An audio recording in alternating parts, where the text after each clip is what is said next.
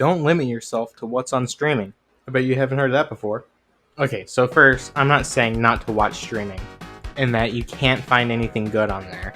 I'm just saying there's more than what's on a streaming service. Especially nowadays with a lot of streaming services being worn thin, all the content that used to be on one has now been spread out to other streaming services, and hell, more to come.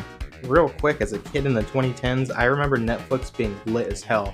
Yeah, it had all the commercial hits like King of the Hill and South Park, but it had other shows that I never heard of before that are somewhat obscure now. I remember discovering shows like Erie, Indiana, Bobby's World, Code Monkeys, and Dilbert on there. Nowadays, you can't find all those shows on streaming, and if you can, it's on Amazon Video, where you have to pay hella money just for each season. Who wants to blow that much money per season on a show? Amazon's pricing system is ridiculous, but that's another topic for another day. What I'm trying to get at is when you've watched just about everything on streaming, maybe try watching something that's not available on there. Check out something you've heard of or seen in the past that piqued your interest, but you've never seen on any site. Like personally, I'd hear shows referenced from other creators of shows in other communities. That's where I found shows like Downtown, Mission Hill, Robotomy, Whatever Happened to Robot Jones, Nightmare Ned, etc. If the design or plot interests you, give it a try. You won't regret it. And hell, you can be that cool guy in the group that's like, hey, have you guys seen this? And everyone's like, hell no. What the hell's that on? And you're like, nothing.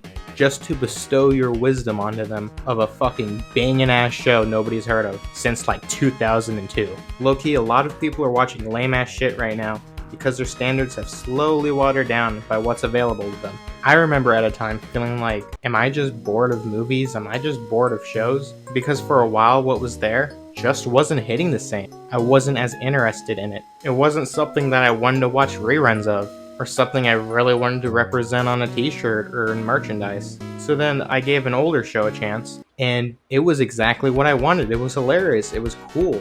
It was that content I've been craving. I wasn't getting bored with content. It was that my standards weren't lowering. My standards were the same as what they once were when TV was golden. And that's when I realized something important. Never lower your standards. That's how they lowball us with crap content. Now, I'm not gonna act like everything on TV is trash because that's obviously not the case. There's a lot of great things still coming out right now, but not as frequently. There are some gems in the trash. Just look at Smiling Friends. That's one of the few shows in years that I've seen and want to rewatch episodes. Nowadays, it feels like you watch a show and you're like, okay, that was good, and you don't want to watch it again. I forgot, like, as a kid, I would watch a new episode of Adventure Time and regular show, and then the next day I'd watch it again. I didn't stop because I was getting older or whatever. I stopped because the shows weren't worth watching again. And once they were over, they got their view, I got my watch, and that was it. It's important to not just watch old media, because we need to be there for the shows that are good now, and show there's an audience for good content that we actually like. But we shouldn't just watch new content, especially when you've seen just about everything you've liked so far. It's good to take a break and catch up on what you haven't been able to see. Personally, I've been doing this for a while, so I'm not really new to it. I have nostalgia for shows that were before my time, because like I said, I'd hear about them, or honestly, I get bored and look at the whole lineup of Cartoon Network, Nickelodeon, whatever,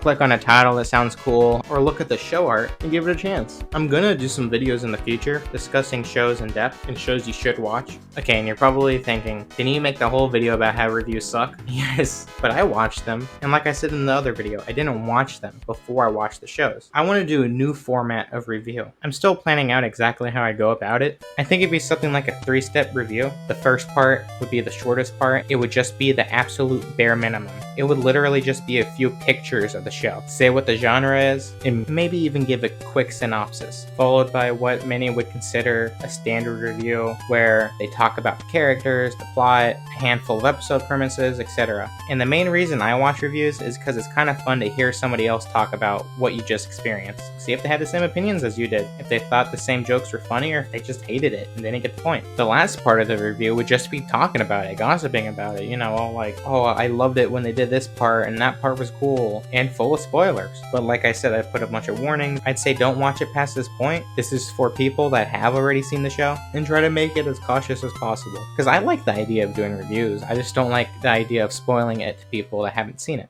So yeah, this is kind of like a preface to it, and in general just telling you, check out shows you saw a funny clip of online and give it a shot. But anyways, enough with that. And remember, when there's nothing on streaming, there's something cool you haven't seen yet that they tried to hide, wasn't on DVD, their network got shut down, licensing issues, it doesn't matter. There's a ton of awesome things right in the open that you and I have never seen before that deserve to be watched.